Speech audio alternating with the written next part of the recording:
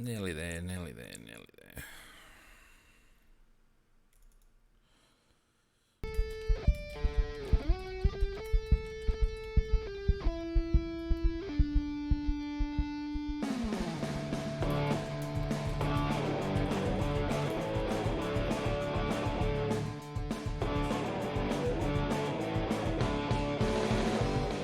Well, that was fun. Good evening and welcome to another edition of CrowCast Tuesday Night Live.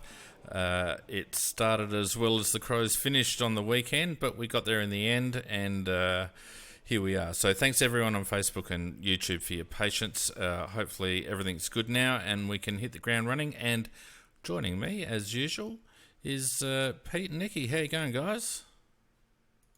I'm good, thanks, mate. How are you, Nikki? How are you going? I enjoyed coming back from Geelong and the cold weather there to get the cold weather here. Yeah, how cold was it over there?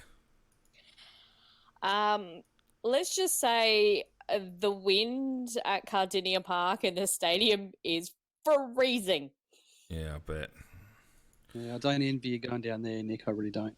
So No. it's actually a really lovely stadium, just that wind is... Ugh. So you can understand why so many teams struggle. Yeah, not my cup of tea. Anyway, let's not dawdle because we've kept these people waiting long enough. Let's head straight into some news, shall we?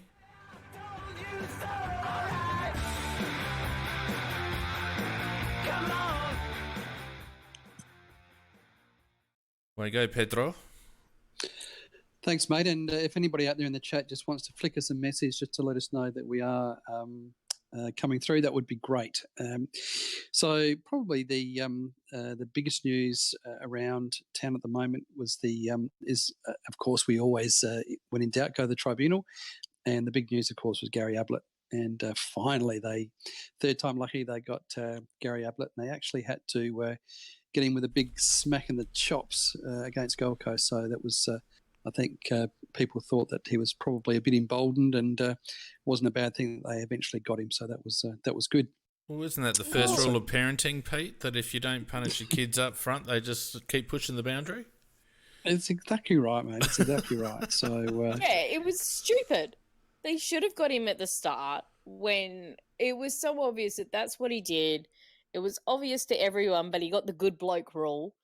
And he just knew he could get away with it. And then by doing it the second week, and he got away with it again, it was just ridiculous. They should have got him at the start. So it's third.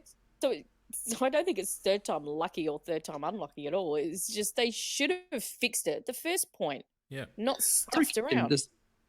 There had to be some bets going on the Geelong rooms and saying, "Come on, what can you've got to get yourself done this time." And, okay, well, look, the second time I'm going to go out and I'm going to elbow a guy in the face, and that's going to get it done. And and they put money, and then still no suspension. So okay, this time I'm going to go out and I'm going to punch a guy in the face.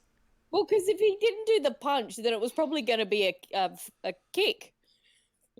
Just the one up from that would have to be strict, that wouldn't it? I don't know what else he could have done, honestly. It's actually ridiculous. Like, it's a farce, absolute farce. Or they kind of just didn't want to rest him for once, and just punch somebody, Gary. So you just have the week off, and we don't have to have the whole we're resting him discussion again.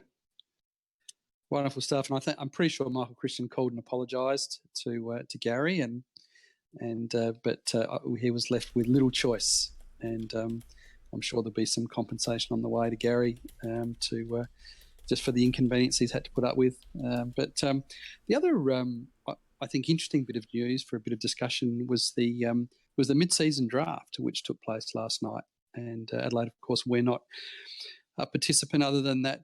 I think they picked a young kid, a multi-talented sports kid from lots of different sports. We played under 12s AFL for Orange in the Sunraysia League, and his name was Pass, and he was picked up at whatever. I can't remember which pick it was that Hamish had for him. I think he was, Pete. Yeah, good by foot. He's a crossover from volleyball and played a lot of volleyball in New South Wales. Yeah. But apparently he played under 12s football. So anyway, so that was the. Did he play cricket with Alex Keith? I can't remember. He's played and basketball. Yeah, he's Hugh played a Greenwood. whole lot of sports. He's played, but so Pass is now on our list. No, interestingly enough, there's been a lot of discussion and a lot of angst, particularly from the SNFL side of things. The thought of I know my own club, Westies, was hit pretty savagely. Yeah, that was shocking. Two our best midfielders. South lost a ruckman and Glenelg, lost an important forward player. So difficult, great opportunities for the kids, but difficult for the SNFL. I did really like the SNFL statement from Jake Parkinson, the chief executive. I thought it was a very good statement because he did wish the players well. He understood completely how for them it is an achievement. That's what they want to do. They want to try and play at the highest level they possibly can. But the fact that it was brought in without real consultation with the state leagues, that the greater impact was always going to happen to those state leagues, and the fact that West Adelaide lost two of their top midfielders, they can't replace them, and they're going to get very limited, really compensation. The AFL's just gone ahead and done whatever they damn well like without, once again, thinking through the consequences of how this affects the lower leagues, which feed into this higher level. Well, there's an argument to say, Nikki, that no one gives a stuff about the lower leagues because AFL's where it's at, and the lower leagues can just put up with it. And but where else do they get those players from? Because not every player drafted every year is from the under 18s. No, I understand that, but by the same token, this is what happens when you sell your soul to the AFL, and we did that a few years ago. And this is the outcome. I mean, I would suggest that 50% of AFL supporters couldn't care less the impact that it has on South or West or whoever else it was, Subiaco or whoever. I don't think people really care too much. But personally, I think it's a disgrace. Those clubs, those clubs do deserve compensation. As Vardy says on the YouTube chat, they were briefed and they did give an opinion and they were roundly ignored. So, it's completely inequitable. But what are you going to do? The AFL can just turn around and say, "Well, we'll give you funding." So get over it. And it was also that the AFL, it was just anybody who had nominated was eligible, so you kind of couldn't pull yourself out of that draft option. Which, you wonder whether some players might have done that. But I don't think that wouldn't have been a good look for the AFL, so they made sure that they couldn't. Yeah. Yeah, no, another contrived piece of legislation from the AFL, and I don't think there's anything you can do about it.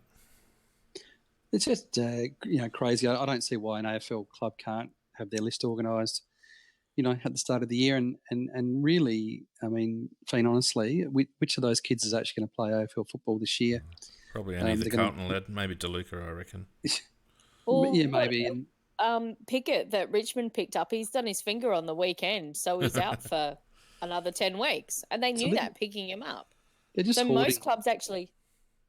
Yeah, most clubs, I'm trying to remember, I can't scroll down in the chat at the moment, but one of the guys in there just pointed out that none of the clubs who had injuries actually picked up a player to replace that injured player. They just picked the best available player that there was. Yeah. Well, in Carlton's case, they picked a bloody midfielder because they haven't got any. But that's not injury, that's list management. So they're going to play one of these kids off of no pre-season, no AFL pre-season. I don't know. It's going in and you've already had 6 donuts, and so you're going to go in and just for the sake of it, just because they're there, you're going to go and have 5 more. It just no one's really hungry. It's just I don't know. Well, it leaves a bad taste in my mouth. Well, look, you got how many players on the list? 42 plus rookies. So potentially 45 players on your list or something. And you can't organise a squad of 22? I mean, it's just ridiculous. Yeah, it is. Never mind. I don't see it. I think this is just another attempt by the AFL just to add a bit of drama to the season because we're all about drama. Well, We the are. the Bulldogs will be playing their pick this weekend. They've already said that he will debut straight away. Mm. Well, good luck. I mean, I guess good it's luck to good. them all. I guess it's good for the kids that got picked up, or the lads that got picked up. I suppose. I guess Yeah. that's a reasonable thing. They get a shot, but I really feel for the clubs. I do. I just think it's piss weak, and like, let's face it, Westies have been decimated. The Bays, not that they were doing great things, they were decimated. Apparently, these players can come back and play finals if their AFL team isn't playing finals and their SANFL or their club team is. I don't know how true that is. Yeah, I did hear that. That would just be weird. Yeah, it's just contrived, and it's just making a mockery of the second tier comps. Anyway, what about Daisy Thomas, Pete? Yeah, he was in a little bit of strife. I saw the headlines and thought, oh, another player in strife for being on the gas. I didn't read it any further than that. Did you have any more detail other than the fact that he got himself in strife? Yeah, well, he went out 2 And nights before the game and was splashed all over Instagram by his ex-teammates and whatnot, and obviously under the weather. So his was teammates at a and his club girlfriends. function? No, at a charity function Ah, for that's what it who the hell was it again? Camp Quality. So he's at a Camp Quality function, which is fine, but he didn't have to drink. But apparently he got on the terps and got pretty messy. And this is a senior player playing for a club that's fighting for its life at the moment. Nice work. And so he's off to the VFL this weekend. Wow. Oh, really? Oh, there you go. Yep. Well, it should too. It's poor enough. form, but what do you reckon? I reckon we need to do a quick fire competition to see who reckons Bolton's going to last for the rest of the last until the bye, because I reckon he's cooked. Well, fortunately for us, a very, very pleasing result on the weekend, which was a highly creditable and competitive loss from Carlton. And that's what we like to see. We like to see them actually lose the game, but we certainly like to see them competitive and a game full of merit in their performance. And that way, of course, the coach will stay where he is. It's those games against GWS that are the real concern, where they show their true colour and get themselves absolutely obliterated, because they're the ones which, as you know, bring pressure on the coach. Yep. So we just want to keep these nice competitive performances coming. Yeah, and just on Carlton, didn't Mitch McGovern get a bake from all quarters of the media last night or Monday night? Carey's had a dip. Jonathan Brown's had a dip, calling him lazy, calling him not engaged, all the rest of it. So maybe it wasn't such a big loss.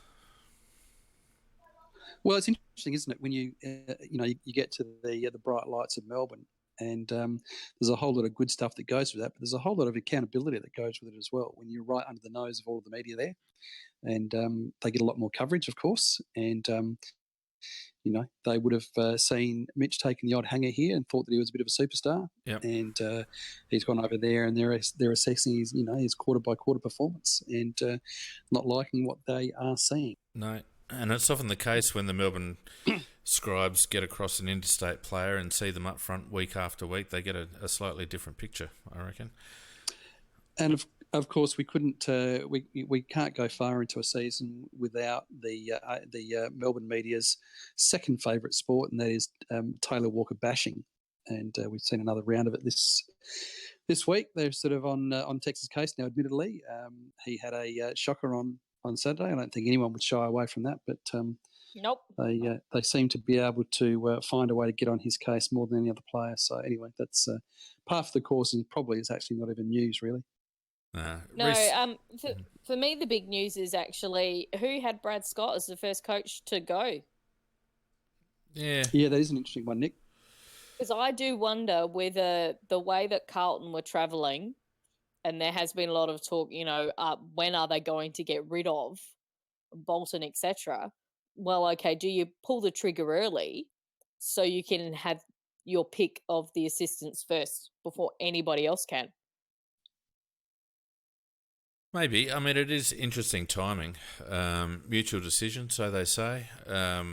He'd been there 9 years. They'd gone backwards. I'm surprised. I actually thought the writing was on the wall for him a couple of years ago. But having got through that, I thought that they'd stick with him through their rebuild. But they don't look real great, North Melbourne. They don't inspire any real confidence or optimism as a club. And yeah, I don't know. Is he the right fit for Carlton? Is he the right coach? I mean, he hasn't really been able to do anything with North Melbourne during a rebuild so far. So what's he going to do with the young squad over there? Kind of, it was almost like they were.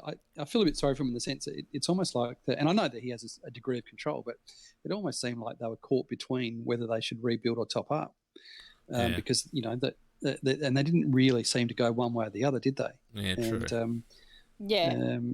And I think they tried to do both, Pete.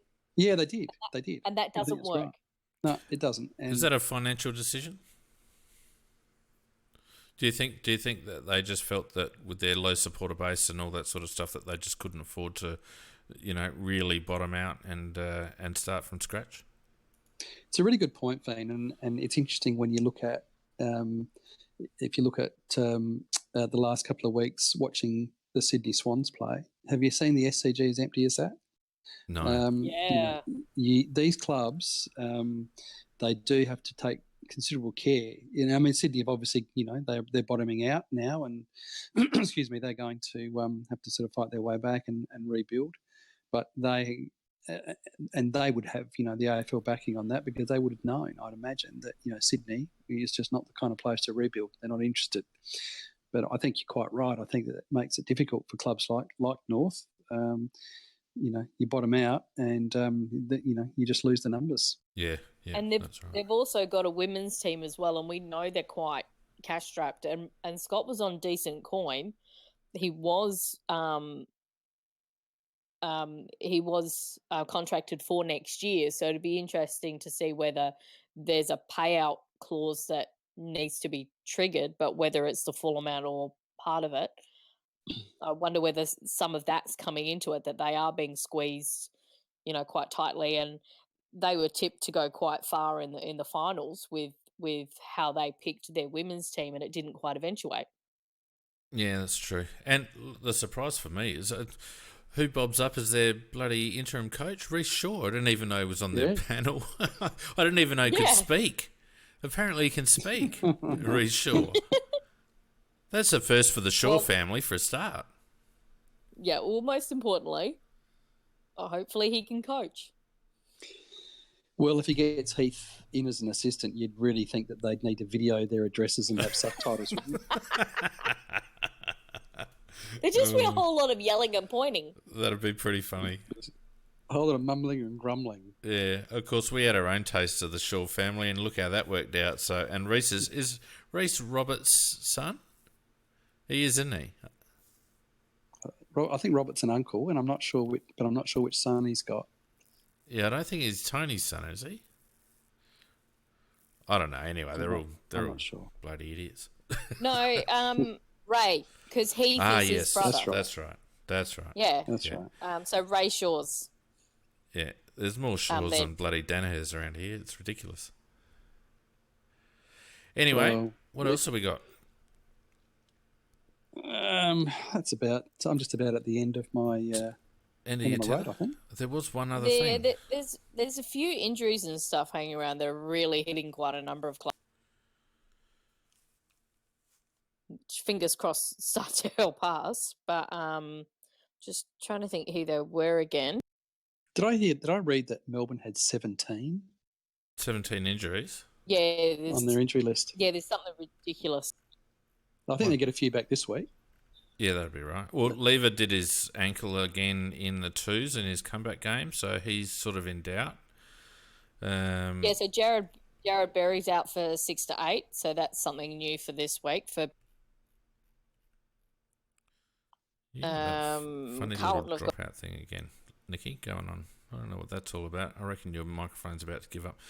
They got Hibbert. No, it's me checking the AFL website. Cuts you out. Yeah, because it takes a lot to pull the information from that bloody website because it's so poorly. Oh, there you go again. The good one for us is that Neville Jetta's not playing, obviously, and he's been Eddie's nemesis for quite some time. So it's good that he's not playing. May's a test. They've got a Lever's few. a test. Salem had concussion, so he's a test. So I think the good thing It's is a test. a lot of these guys haven't played league footy for a few weeks, and they're going to go up to Darwin, and I reckon that's going to be hard work if you're not in pretty tip-top condition. Yeah. So it's not quite 17, Pete. It's 15. 15, sorry. There you go. Yeah, and That's probably a bad number though for the team. Probably about 8 of those you'd say would almost be in their best 25. Nick, I reckon. So yeah, it's not good, and we're not travelling too badly injury wise. We got Matty should come back this week, you'd imagine. Sauce and Lynch both listed as tests, so the only long term we've got is Duday, obviously out for the season, and we're 3 tests away from a full squad. Apart from that, not playing like it. No, we're in pretty good order, and that's why selection is a very, very difficult thing to read. Yeah. I don't know. Anyway, speaking of, are you there, Pete? Because you just seem to drop out then too. I'm here, mate. You're all dropping out. I don't know what's going on with this thing tonight, honestly. Spreaker's hurting us tonight. Killing us. All right, let's get into some match talk, shall we? Away you go. Oh, look, this is a hard one for me. I was at the game. Fortunately, I had to leave at 3/4 time for a function. But this is going to sound you missed Atkins stinking it up in the last quarter. Yeah, I missed the last quarter tragically. This is going to sound really, really weird, and I'm probably going to get myself set up to have my head bitten off here. But I just feel like we're in pretty decent form. I do, and I know, and I would just like. And what's going on? I know that's going to be. Yeah, I know. I think we're in reasonable form. And I say that. Where's that because have I dropped out? No, I'm not sure who you are, but you're not Pete. I just think we're not far away. I really believe that, and everyone that listens to this cast know that I'll call shit if I see it, but I'm not seeing the kind of garbage that has been served up in previous years with this team. Now Pete, I know that we had. Come on. I know we had a quarter and a half. We had a quarter and a half, which was rubbish. I get it. Spreaker's already struggling, and you've just set the chat into absolute meltdown. And I reckon, but I tell you what, that first 2.5 quarters, I thought we were really, really good. We were excellent, and we were against high quality opposition. And I thought that we had them in a vice. We had them exactly where we wanted them for 2.5 quarters. And I felt that we were a few, unfortunately, we had a couple of really, really bad errors defensively in that third quarter. And in particular, I know that we would have talked about DT's kick to Cam, which resulted in the goal. And I'm sure we've talked about Brodie Smith's silly, hang on to the ball and getting it smothered, and a couple of things like that. It gives, when you're playing a defensive game plan. Let me try and I'm just going to try and get this out. Just before you do, if the people listening on Spreaker, if someone can get an ambulance to my place, because I think my head's about to explode. Please. I love it. Cam's on the chat. Cam, come and save me, mate. Anyway, continue. When you're playing what is essentially a defensive game plan that we are, and we have a team in a vice like we did, and once that we've kind of, the way that we're playing, we've lost our capacity to score quickly. That's just not part of our anymore. That's just not how we're playing. And so what we're relying upon effectively is we're relying on keeping teams to low scores. And that's what we've been doing. We've done that quite successfully over the last month, and we kept them to 30 odd points in the first half. Like, it was a really, really strong effort.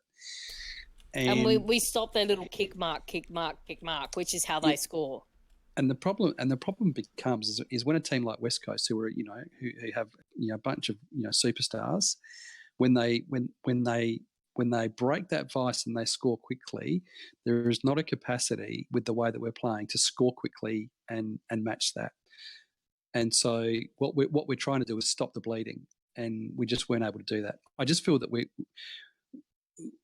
introduced a new game plan this year quite clearly, and so it's not going to be perfect. Game in, game out. I don't think we've got it perfect.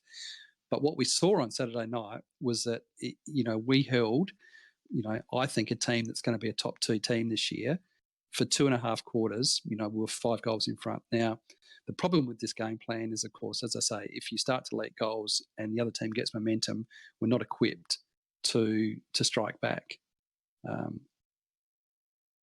It's hard trying to explain this because I know Fiend's sitting there thinking you're just talking shit.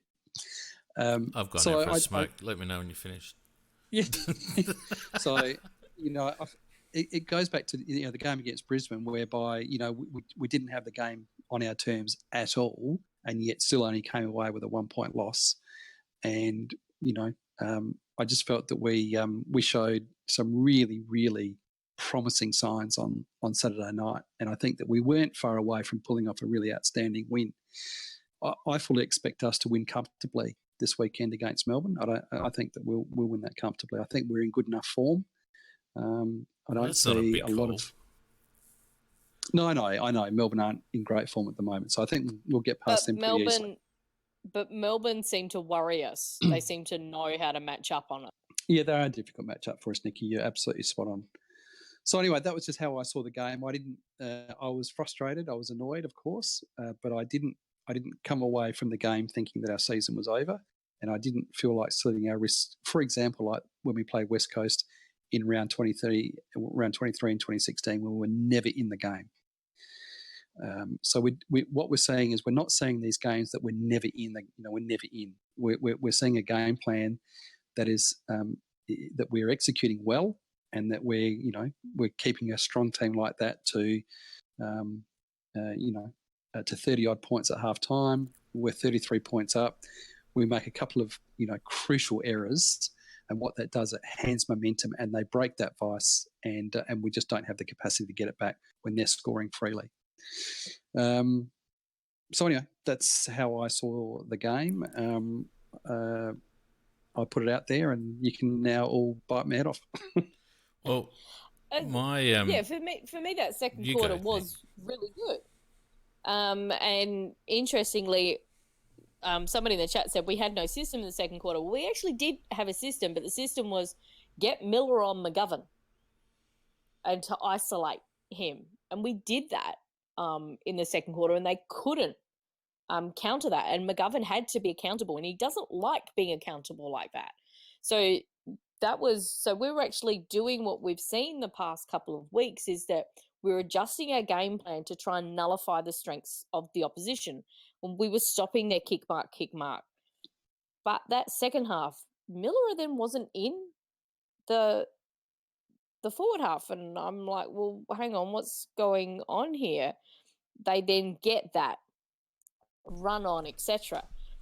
And I thought we're still a chance here, because it seemed to be that end was the goal scoring end, because most of were the southern end. And then the start of the third, and I'm seeing Atkins. I'm pretty sure most of the people in the motel heard me yelling at him, just kind of running around slowly, but did not want to get anywhere near the ball. And there were a number of players.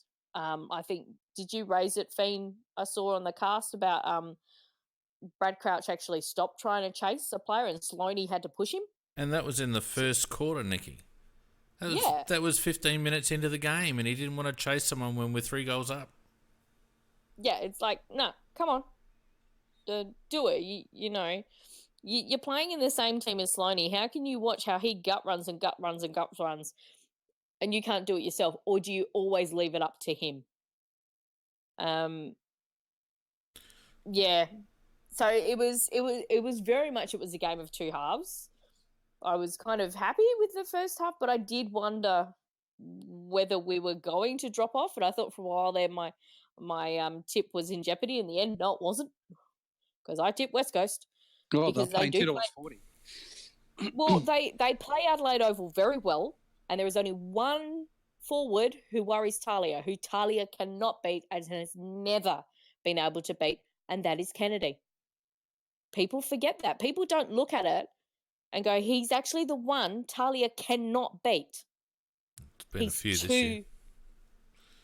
He's getting on, but over the course, he's still quite wily and everything else. But Kennedy, he's just too tall, too strong, and too smart. All right, now listen. Most people who've listened to this podcast for the last 3 or 4 years, and every member of my family and ex-partners and anyone else associated with me knows that I have a bad habit of butting in when I don't agree with something. Pete, I gave you a really nice run then. It was outstanding. About 3 or 4 minutes. In fact, you know what? It was almost worse because for the longer you didn't keep saying anything, the more nervous I got. Because I thought you were just saving it up. Yeah, you were waiting for it to come. I was having a bloody aneurysm here, for God's sake. Look, in the words of Macca, and g'day Macca if you're listening, I couldn't disagree with you more. I felt like our lead was a product of some really good defence. I thought our back six played particularly well, and I felt like their midfield was just a step off the pace in the first half. But I still saw plenty of signs that we were still doing the things that we were always doing. And the second half, the only thing that happened, Pete, is that West Coast midfield clicked into gear, and our blokes didn't have another gear to go to. And part of that is, in my opinion, team structure. We brought pace back in, but unfortunately we've still got too many passengers on the outside of the contest. And the second thing is that we didn't counter the fact that they decided to isolate Keith to make sure that they got one out contest with Kennedy and Darling. And we didn't do anything to counter it. And I know it's more difficult with the 666, but Alex Keith was held fairly accountable in that second half, and he couldn't do his usual chopping out. And as a consequence, they were able to get one-on-one contests, and as Nicky rightly pointed out, not Talia's strength, particularly against Kennedy. But our forward line was just inept, Peter. And the stats don't lie on this one. The forward line was simply inept. Have you had a look at any of the stats? I know they're not your strong point. I'm certainly not arguing that they had a difficult night. But no. 60 inside 50s to 48. Yeah, but is that a product of? I mean, it looked to me, and I sat. I don't normally sit high up, but I sat high up in the Edwin Smith stand on Saturday, and it just looked to me that we were playing a game whereby we move the ball slowly, and we eventually win a contest. We bang it into 50, and then we just mass numbers in there. And it's almost like, if we camp there long enough, then something will break for us, and we'll get do you know what I mean? So there's it looked to me in all the entries, a lot of the entries that we had, there was never ever, there was almost no attempt to create any kind of space, for leading or anything like that. It was all about just getting the ball inside 50 and then just camping it there. And we did that quite well in the first half. We were actually playing the game that way in the first half. We were able to get repeat inside 50s, but we were playing wet weather football. And the problem is that in that second half, West Coast were actually playing proper football, not just chaos ball, and we didn't really adapt to the fact that the conditions weren't terrible. They were able to pluck marks. They were able to use the ball cleanly. We had a lot of fumbles. We had a lot of turnovers. Brad Crouch went at 58% disposal efficiency, Pete. So he got 39 disposals for the match, but he only had 22 effective disposals. And coupled with that, the fact that only 10 of his possessions were contested. So he had 22 disposals on the outside and only went for 56% disposal efficiency for the night. It's just not good enough. He's lazy. He doesn't run to create space. He handles the stationary targets. He is a liability in that. I know he's getting a ton of the ball, but in the role that he's playing at the moment, he is a liability because he's not doing what we need him to do in that position. Look, we just don't have anything of silk in the midfield, Fiend. There's no, you know what I mean? There's no class. That's right. There's a lot of heart. There's blue collar, there's hard work, there's all that good stuff. But there's not that silk inside that midfield at the moment, neither inside or outside. And we backed in a bloke in Gibbs to provide us with that. He was supposed to be the cream on the cake, the Rolls Royce, etc., and he hasn't provided. Well, he hasn't, and I don't know what's going on with him. Well, we do know what's going on with him, but anyway. Well. But we're not going to say. We're not going to talk about that. No, but the simple fact is that he's not delivering. Rory Atkins, I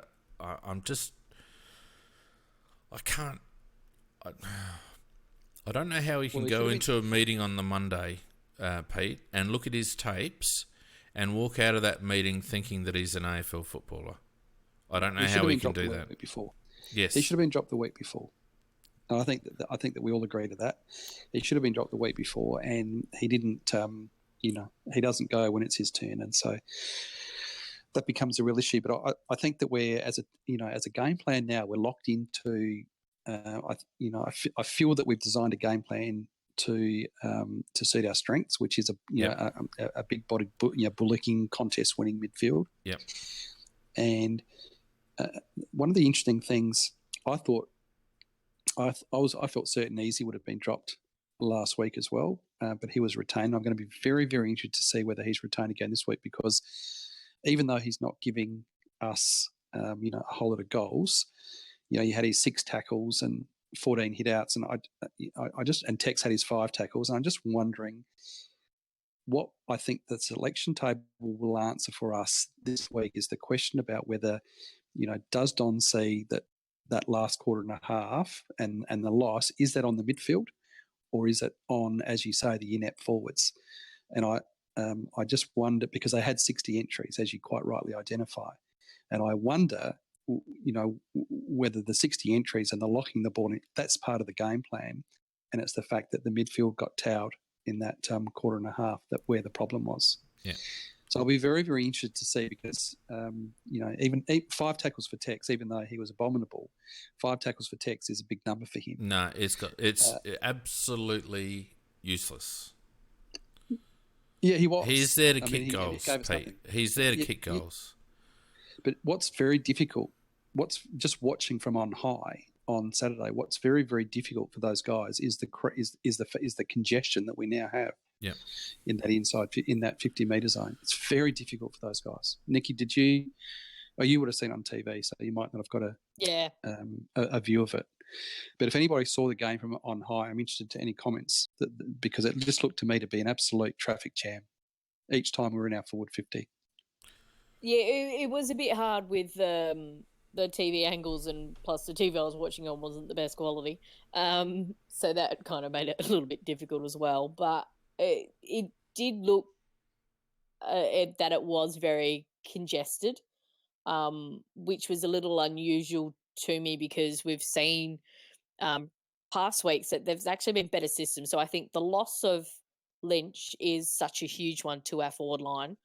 And then the fact that they put Seadsman in there, who doesn't normally play in the forward line, but at least he did try some movement, but he's not naturally a forward. It was interesting. The commentators were going on, Miller wouldn't know what to do in the forward line. It's like, hang on, you might actually want to study about your players, because he played as a forward and kicked 5 goals in an SNFL final. So, and he actually showed that he knows how to move as a forward. But I think it was the fact that we had new ones who haven't really been training with that forward group. Now, they should know a bit about it, because they're in the midfield and their role is to kick it into that forward line. But we've seen that there are issues between the midfield and the delivery into the forward line. Barty Magic in the chat says, "I don't know who we are or where we are." I think we're Sydney from a few years ago. I think that's who we're trying to be. Yeah, competitive. Grinding out wins where we can. Because we don't have that outside speed, or we do have some of it, but we can't trust that outside speed. Well, yeah. Look, I think we made a couple of selection errors. I don't think Seedsman was played in the right position. I don't understand why Fogarty didn't come in for Lynch, even though he hasn't been playing forward much in the SANFL. He was the obvious choice, and if not him, then why not Benny Davis? I know he's been a little bit quiet lately in the twos, but we had players that played that link-up role in the twos that could have come in, and what we did was end up playing a key forward 50 entry deliverer too far ahead of the ball, and as a consequence, we had no drive and no depth going into our forward 50. And Seeds didn't really know how to play that position. We had Lockie Murphy playing up very high, which means that his defensive efforts were a little bit wasted. We missed his defensive efforts closer to goal. You could question whether Himmelberg could have had a rest, not for Jenkins, but maybe for a Small, given the conditions. There are tons of things that we could have done. I didn't like Knight coming in for McKay. I felt like it was a very defensive move, and Knight still didn't give us anything. And I don't know what they expected Knighter to give. This is what I don't understand about emergency lists, right? So you drop a guy, Riley Knight, because he hasn't been performing, hasn't been delivering. But then you stick him on the emergency list because he's almost there, and then we get a late withdrawal, and he comes back in. Well, there was a reason that he was dropped in the first place. And I would suggest that there was probably 3 or 4 blokes in the conversation to replace Nida when he came out. So why is he automatically the next one in? It was a silly selection in my view, and he gave us nothing. So I do agree with you that we're playing a style, and I said a couple of weeks ago myself, Pete, that we're playing a style that suits our squad. But we are, as Don continually says, we're the sum of the parts. And if a couple of those pieces of the chain break down, we're in all sorts. And I felt like our midfield let us down terribly on the weekend. And they were exposed for class, and they were exposed for pace. And our defenders were exposed, as probably most defences are, one-on-one when you get that sort of delivery. And we could have really done with a Kennedy up our end to clunk a couple of marks. Yeah, I mean, a couple of the defensive actions in the third quarter, incredibly disappointing. When you have a team, you basically what you're doing is you're suffocating them, and they're being suffocated, and they're time's just rolling on, and they're expecting something to break. They're expecting to get a gasp of air. They're just looking for it. Do you know what I'm trying to say? Yeah. They're just looking for a gasp of air, and then you have two actions, which fills them with air. That's what it did. It filled them with air, and they did not. We've been looking at football long enough to know that you can't just 110% blame two incidents in a game of football. But I honestly believe that those two things were really key, because it was a time where we had pushed out to our 33-point lead, and they were suffocating. Yeah. And I don't think they knew, but what momentum can do. Yeah, absolutely. And it just got them on a roll, and all of a sudden it just got them moving. And, one goal, 2 goals became 3, became 4, became 5. And I don't know, it's just one of those things. It's hard to sort of put, too much of a logical analysis on it. But I just think that those 2 moments in the game were just so key. Yeah. Look, I don't disagree. And we've heard from a few coaches saying during the year that momentum's really hard to stop. And Vardy did get on top in the ruck, I felt. And they got a bit of first use out of the middle. And I've got to say, there was a couple of ball ups in the centre And I wish I'd had the time to snip the video and show it, but there was a couple of times in that third quarter where we didn't have a bloke on the defensive side of the contest. So, and there was one time where Riley O'Brien won the tap to his preferred spot, and there was no one there for us to take that either. So it looked like our midfield setup was a little bit all over the place, and Anyway, I don't. Look, it's definitely one that got away. It There's is, no doubt about that. but it just showed up some key personnel, and I don't know what they're going to do about Brad Crouch, because I'd rather him get 15 quality possessions that lead to 2 or 3 goals than 39 bits of nothing. Yeah, I can't help feeling that he's just not going to be the player that we thought he was going to be. Oh, I agree. There, I've said it. I agree. And we've all been waiting. We've been waiting for Brad, and he gets his 30 to 40 possessions, and I don't know. There just doesn't seem to be a lot of hurt factor. I mean, these days I feel there's a bit more class to Matt. But I never thought that would be the case. Yeah. Brent in the Spreaker chat makes a really good point. We've been smacked up by quality midfielders in the last month. Shuey, Neil, earlier we had Danger knocking us around. That's the type of player. And I know Brad's had an interrupted career. He's only played the 70 odd games. He's probably a little bit tender with his grinds, etc., etc., etc. But we paid a fair price to get him in with that mini draft. We stuck by him through some pretty horrific injuries. We've showed a lot of faith in him, and to see him get pushed by Sloaney in order to get him to chase, to me, that was a massive red flag. Pete, did you see it? I didn't see it, but I was listening on Sunday night, and I heard you mention it. Yeah, it's about 10 or 15 minutes into the first quarter on the northwestern pocket. Ball coming out of our forward 50. But anyway, that was a massive red flag. And so he concerns me. I don't know whether we got the balance right in the midfield. I don't know how long we can persist with Rory Atkins, really. And I don't share... I think it's almost time to have the conversation about Tex, because I hear what you're saying about congestion and all the rest of it, Pete.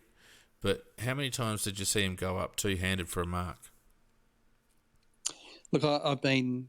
I don't know if you saw it today, but I've been smashing away at this argument on the internet, and I've been defending him, but I can't defend his game on Saturday. Of course, it wasn't good enough. And regardless of the game plan we're playing, we want to see more out of him. No question. But you can't take a mark if you don't put two hands up, Pete. I'm not even talking about his game. And he's been doing this for a while, and people have kind of been letting him off the hook. But the simple fact is that if he wants to take a mark, he needs to go up two-handed. And I don't understand why he's not. Well, look, I think that his form's been good the last 3 or 4 weeks before Saturday, and so he's had a down game on Saturday, but we back him in for this Saturday. Is my view on Tex. I think he's actually been reasonable the last month, and statistically, in terms of the season, he stands up. He's still in the top 20.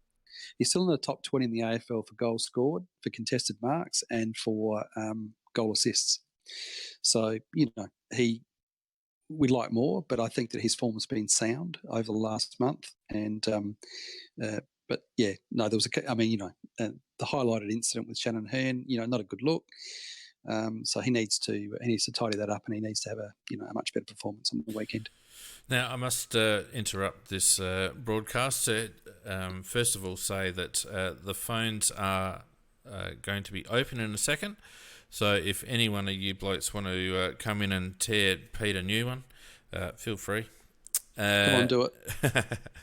And in the meantime, we obviously have to thank our sponsors, Smith Partners Real Estate. Ryan had the good fortune of going to Monaco Grand Prix on the weekend, so he's not on my Christmas list anymore. And obviously also thanks to all the people who support us on Patreon. If you want to support us on Patreon, aflcrowcast.com with the orange button, or go to patreon.com/aflcrowcast. The phone is now on, so if anyone wants to give a call, feel free.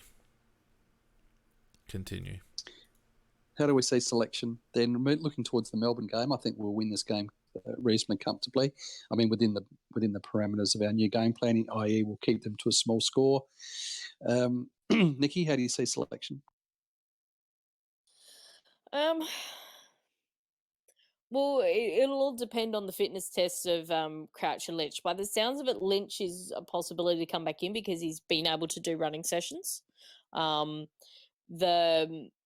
Today the report. Sorry, can I just interrupt? Sorry. Yes. 722 8087. I think that's it. Is that what it is? People are asking in the chat what the number is because I was stupid enough not to tell them what the number was. 722 8087. Continue. I think Matt is unlikely because whilst they said he's been able to do some movements, etc., it's not the explosive, dynamic movements that he's able to do. So I think we'll be without him again. And I think the past 2 weeks have shown how important he is to our side. Yep, no question. And so I actually think we might struggle a little bit up against Melbourne. Their midfield hasn't been great, Nick. It hasn't, but neither has ours.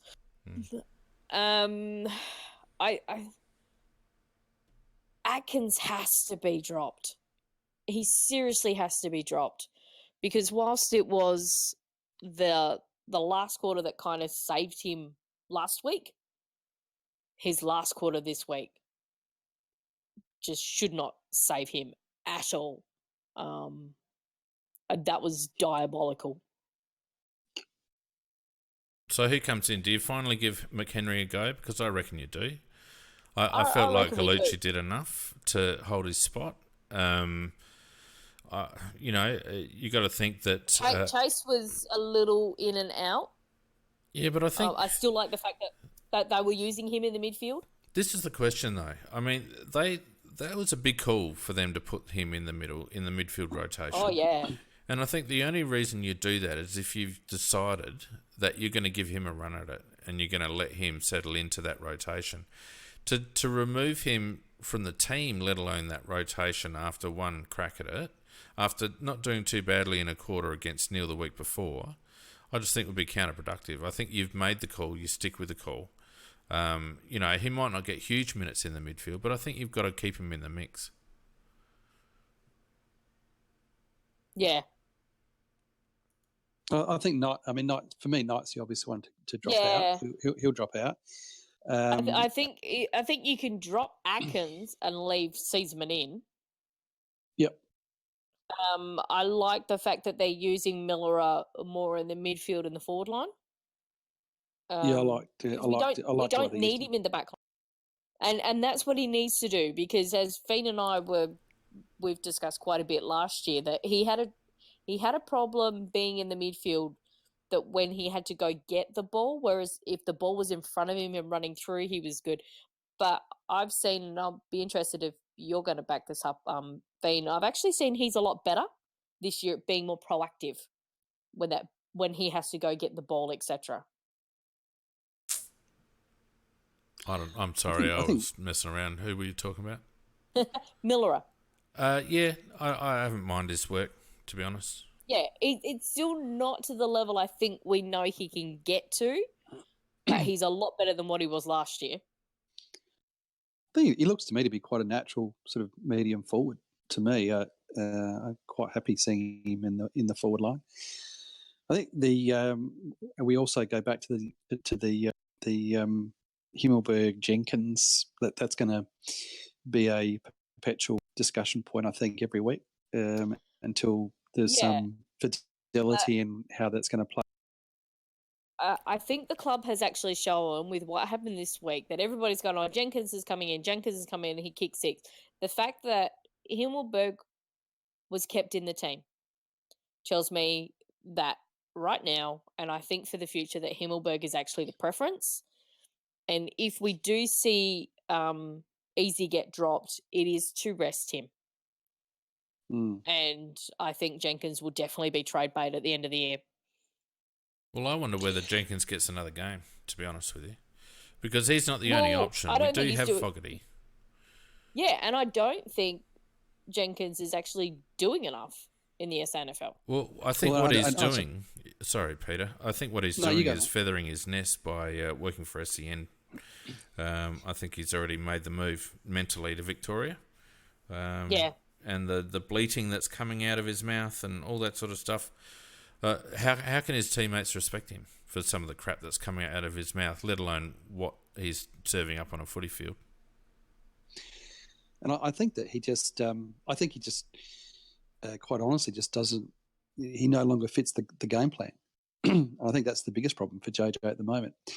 Is that we're looking at that congested sort of area, and we need someone to be able to operate in that congested area, and that's throwing a body around, tackling. It's bringing the ball to ground. It's doing a lot of ugly stuff. Taking a mark. Maybe taking a mark every now and then. Mark, good. But maybe the coaching staff are seeing a lot more benefit in what Himmelberg are doing than what we statistically see. I don't know. I'm guessing. The one thing that they're just looking. Sorry. No, go on. Sorry. I was just going to say, I'm going to take you to task because I don't think our game plan is congested forward line, Pete. I think our game plan is definitely move the ball slower and allow our defence to move up behind it. But a couple of weeks ago, when we had that good run of a couple of wins against Freo and Port, we weren't operating in a congested forward line in those two games, and we were playing a similar game plan. What we were seeing is Himmelberg creating space behind him for Tex and the small blokes. We were seeing Lynch leading high up the ground and leaving room behind him. We weren't operating in that crowded forward line. I think what you saw against West Coast was a concerted effort to play wet weather footy, and I don't think it's the actual norm. I don't think it's the intended game style. And what about the Freo game? Oh, the Freo game, I didn't feel like we played that congested forward 50 either, mate. Not really. Do you not think? Yeah, I tend to agree with certainly. If you look back at the games where we have sort of had good wins, St Kilda, agree, and certainly, what was the other game you mentioned? I've just lost my thread now. Port, agree. Just felt that with Freo and with West Coast, we seem to be. And again, I'm only talking, I guess, from having seen the game from on high. Yeah, there just seemed to be this real sort of, and maybe it was just that. Maybe it was just a one-off game, because normally I sit at ground level, and it is different. It is different, the perspective that you get. So it just looked to me that, but maybe that's not a regular thing. It'll be interesting to see how we go against Melbourne. But yeah, look, I just don't think that. I'm just not sure that JJ fits anymore. No, he would if he could take a mark, because he's the perfect bloke to have in your forward 50 in the 6-6-6 configuration. You get first use of the ball out of the centre and ping it into the forward 50. He's the size of player that you want down there, ready to take a mark. It's 194 or 198 or whatever he is. We should, and I feel that that's where the coaching staff are probably most let down. The fact that we started to see some vigour from him last year in contested marking situations. It looked like he'd actually turn things around. If you remember, even I was willing to concede. But he's back to his ways where he doesn't like it if the ball's not coming in on his terms. He seems to be better at ground level than in the air. He's not presenting, etc. So all those bad habits, and that's not what you want in the current configuration. So you're right, he doesn't fit our structure, but I think he could fit our structure if he was actually doing the things that a 198 key forward would normally do. Yeah, But yeah. there are a number of Victorian teams that need a tall forward. Oh, he'll get a gig somewhere. Yeah. Yeah, no And question. people are like, oh, he'll only get a third or whatever. No, they overrate him in Victoria. We've seen from the commentators, etc., and that they don't actually look at us closely.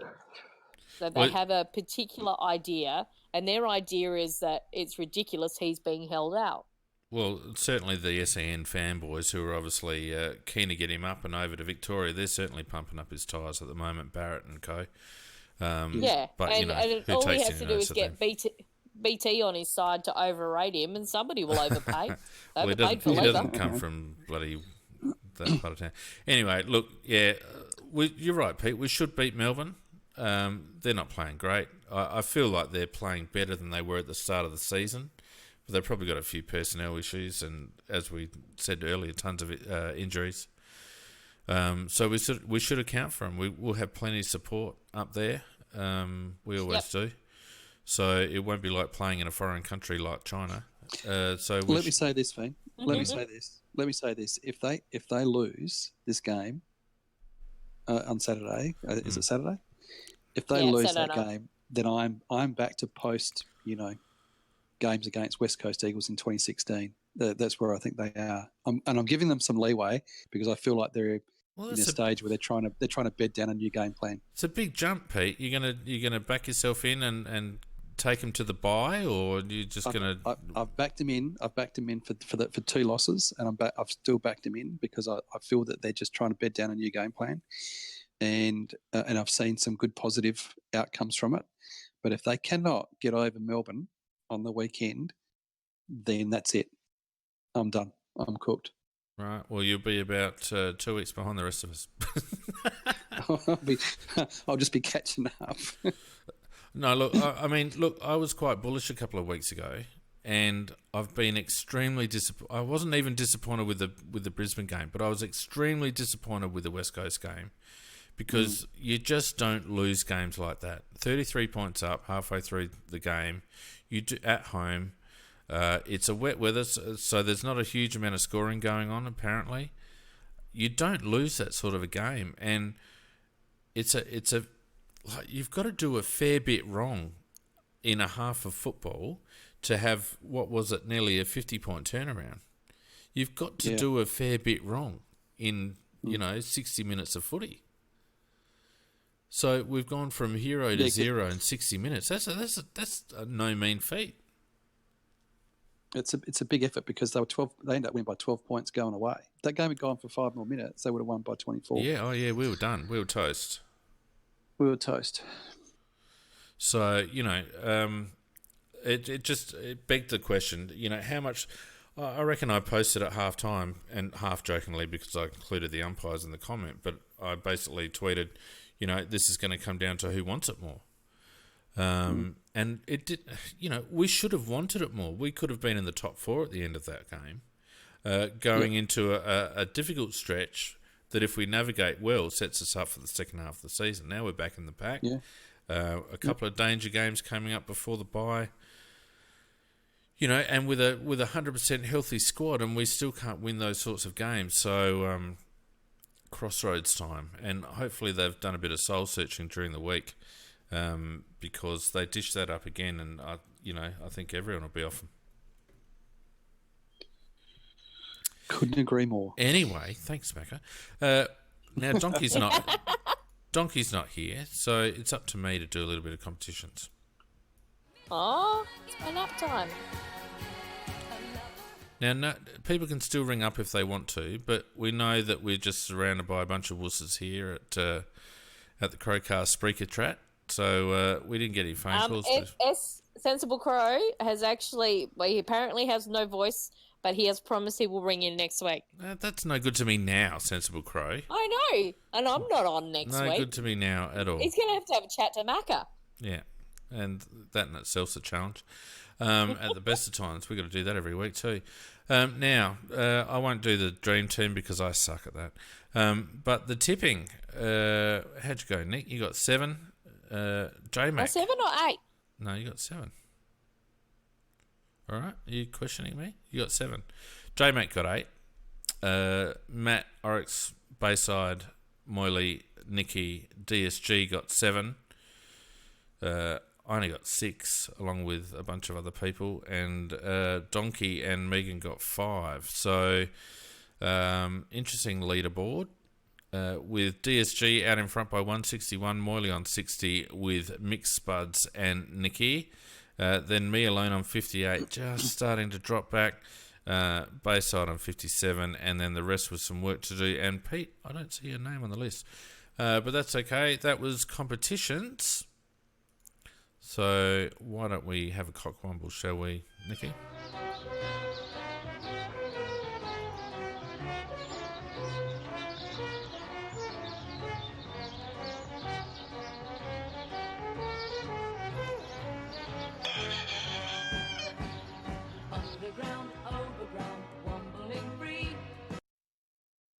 Go for it, Nick. Well, there's a few this week.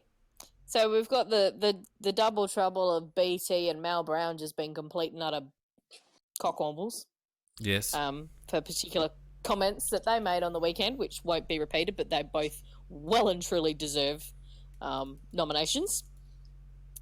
Port for the past 3 weeks have actually managed to have goalless first quarters. They didn't get a goalless first quarter last week, but like 2 weeks ago against us, they had a goalless first quarter, and then they had a completely scoreless first quarter this week. But that's kind of a cockwomble that we like. How they going, Port? I'm just going to jump in, and it's just about hit my bedtime. Yes. And but before I do that, mate, I'm going to have a quick cockwomble nomination. I'm just going to nominate Nick Rewalt for creating starting the pilot on Tex, and then later admitting that he didn't watch the game. Yes. Now, we all know that Tex didn't have a great game, but I just think that when dickheads like that want to come in and sink the boots, you could at least do him the courtesy of turning on the TV and having a look at the game. So that's very true. My nomination. Well done.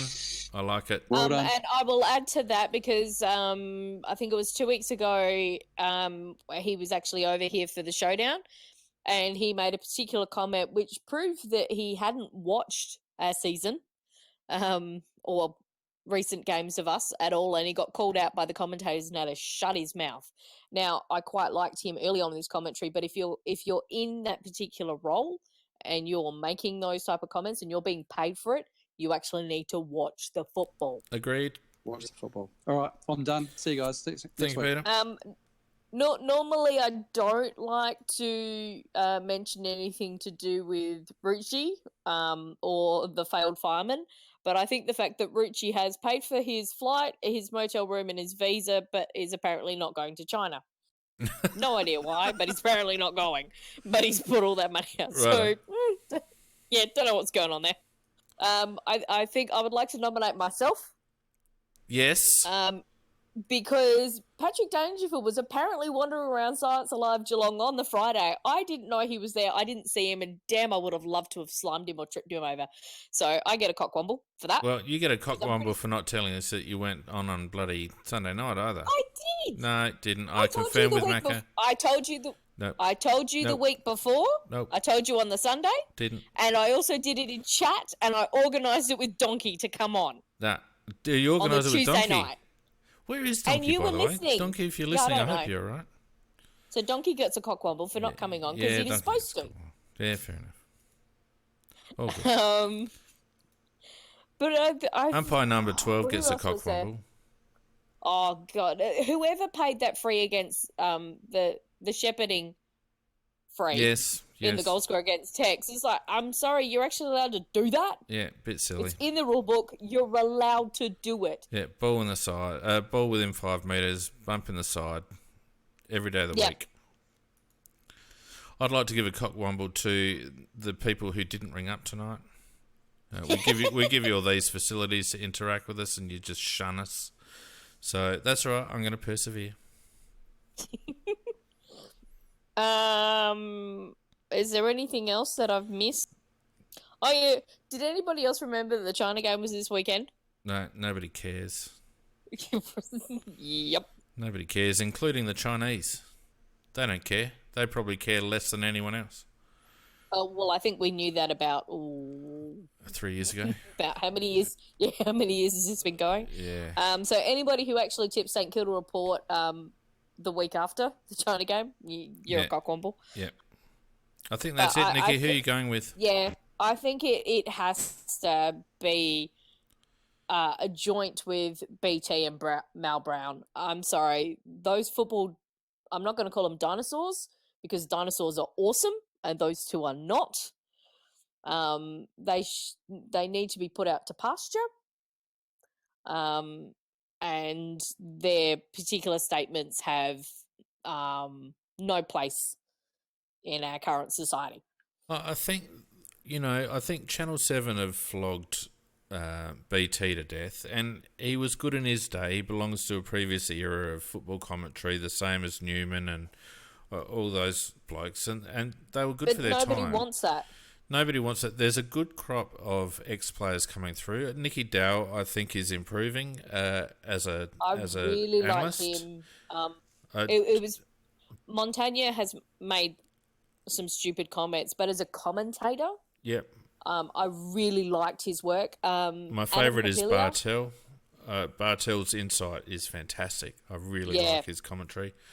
You're right. The bloke that called us, he called us on. Saturday, he's from the Waffle. He's a Western Australian caller. He calls the game.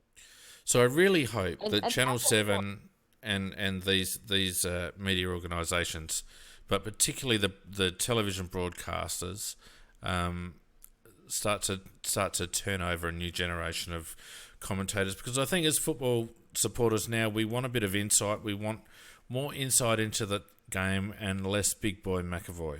We don't want roaming Brian. We want insight. We want to get into the players' heads. We want to understand what it's like to play AFL.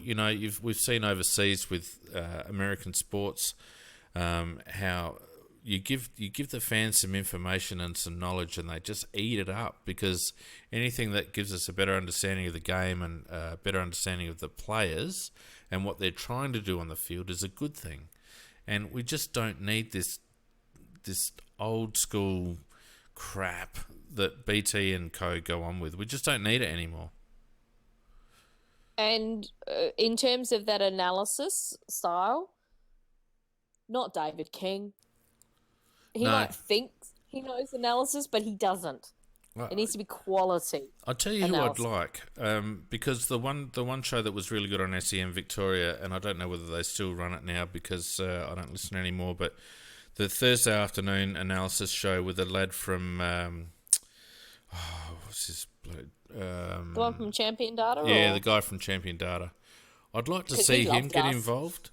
I'd like to see a few representatives from Champion Data get involved, because their ability, well, first of all, their access to so much information, so many obscure niche stats. It's not just hardball gets, but it's hardball gets, under the pressure of three players when the afternoon sun at 38 degrees, between centre half-back and full-back kind of stats, I think there needs to be more of that and less of the crap that BT and co dish up on a weekly basis. So I'm with you on that one, Nick. Yep, there we go. Done. Very good.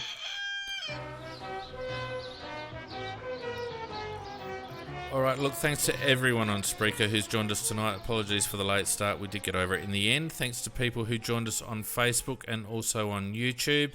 Thanks, obviously, to Ryan at Smith Partners Real Estate. If you're thinking about buying, selling or renting, get around Smith Partners Real Estate up there at Golden Grove at the Golden Grove Village. And also, if you're looking for some electrical or data work, get around Down to Earth Electrical anywhere you like. Also, thanks obviously to everyone who supports us on Patreon. We really appreciate it. It helps keep us going on a weekly basis.